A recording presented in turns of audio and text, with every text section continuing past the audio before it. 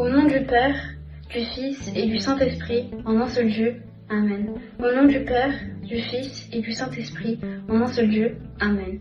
Au nom du Père, du Fils et du Saint-Esprit, en un seul Dieu. Amen. Chers frères, chères sœurs en Christ, alors que nous avançons vers le deuxième dimanche du Grand Carême appelé Kudust selon nos traditions, ce qui signifie sacré ou sanctifié, nous sommes invités à renouveler notre engagement spirituel, c'est-à-dire notre dévotion spirituelle, et à approfondir notre marche avec le Seigneur. Aujourd'hui, nous allons méditer sur des textes avec des enseignements enrichissants, éclairés par la sagesse de nos apôtres et par l'inspiration de Saint Yared, qui nous exhorte « Servez Dieu, publiez son nom et ses bonnes œuvres parmi les nations. Louez son nom, respectez le Shabbat, pratiquez la justice, amassez-vous des trésors dans le ciel, où le voleur n'approche pas et où la telle ne détruit pas. Affectionnez-vous aux choses d'en haut, afin que vous soyez avec Christ. » Nous allons explorer ces vérités à travers plusieurs lectures inspirantes, notamment sur les versets de l'Évangile selon Matthieu, au chapitre 6, versets 17 à 25. L'appel à une vie sainte. D'après l'enseignement de saint Paul dans son épître aux Thessaloniciens, la volonté de Dieu, c'est votre sanctification. Ce passage nous invite à renoncer aux comportements nuisibles afin d'embrasser une vie pure qui honore notre Créateur.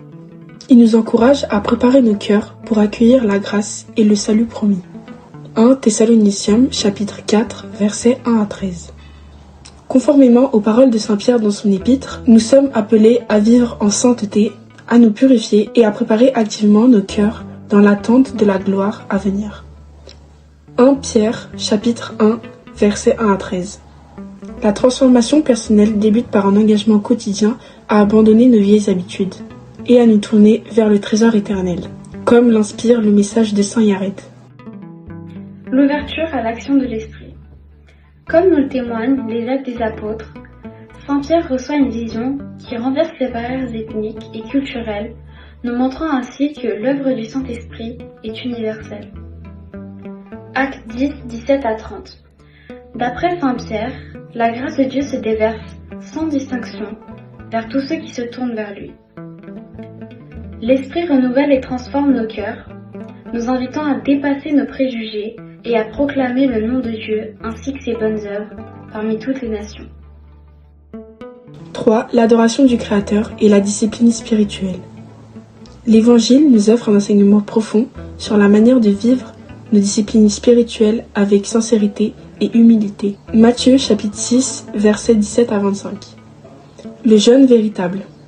Jésus nous met en garde de l'attitude des hypocrites qui, lorsqu'ils jeûnent, se font remarquer par des signes extérieurs de tristesse. Comme Jésus nous l'explique, le jeûne doit être un acte intime et secret. Un moment de rencontre personnelle avec Dieu, qui voit dans le secret et récompense en privé.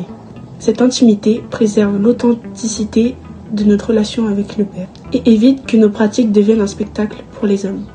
L'accumulation des trésors célestes. Jésus nous exhorte à ne pas ramasser des richesses terrestres, qui sont vulnérables aux voleurs et à la corruption du temps. Il déclare « Là où est mon trésor, là aussi sera ton cœur ». Cette injonction nous invite à reconsidérer nos priorités. En investissant dans des trésors éternels, la foi, la justice, l'amour et la miséricorde, nous orienterons nos cœurs vers ce qui est véritablement précieux et durable. La métaphore de l'œil est la lampe du corps. Jésus utilise l'image de l'œil pour illustrer l'importance de la vision spirituelle. Il enseigne que si notre regard est fixé sur la lumière divine, notre être tout entier sera illuminé. En revanche, un œil détourné de la vérité plonge notre vie dans l'obscurité. Cette image nous invite à renouveler notre regard et à chercher constamment la lumière de Dieu pour guider chacune de nos décisions et actions. Conclusion et invitation. En ce deuxième dimanche du Carême, les Écritures nous rappellent que, comme saint Paul nous l'a enseigné, nous sommes appelés à une vie de sanctification et de renouveau intérieur. Selon saint Pierre, l'Esprit de Dieu ouvre nos cœurs à une réalité sans frontières où chacun peut recevoir la grâce divine. Et comme nous inspire saint Yared, notre vocation est de servir Dieu, de proclamer son nom et ses bonnes œuvres, et d'amasser des trésors célestes en nous consacrant aux choses d'en haut. Chers frères et sœurs, méditons ces paroles avec attention Laissons l'Esprit transformer nos vies et renouvelons chaque jour notre engagement envers Dieu, afin que, par notre service et notre adoration sincère, nous soyons un jour pleinement unis au Christ. Enfin, Jésus nous rappelle que nous ne devons pas nous soucier de nos besoins terrestres. Il nous exhorte à déposer nos inquiétudes et à lui faire confiance, car il prend soin de nous.